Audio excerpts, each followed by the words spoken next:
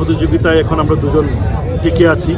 আমাদের শেষ final match খুব তাড়াতাড়ি শেষ হয়ে যাবে। তো আমার বিশ্বাস করি যে আমরা প্রাথমিকভাবে একজনকে মনোনয়ন দেওয়া হয়েছিল, তো নেতাকর্মী সহ সাধারণ জনগণ যে রিভিউয়ের আবেদন করেছিল সেটা আমাদের নেতা বিবেচনায় নিয়ে এবং সেখানে জরিপ চালিয়ে তিনি দেখেছেন যে এখানে যে আমি বিগত প্রত্যন্ত অঞ্চলে আমার যে কার্যক্রম যে ভূমিকা এখানে আমার দ্বারা নির্বাচনী বৈতরণী পার হওয়া সহজ হবে, সেই হিসাবে আমাকে দ্বিতীয় পর্যায়ে চূড়ান্তভাবে মনোনয়ন দেওয়া হয়েছে।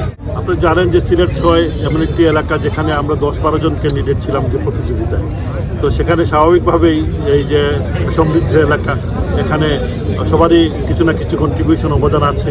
তো সেই হিসাবে প্রতিযোগিতায় এখন আমরা দুজন টিকে আছি।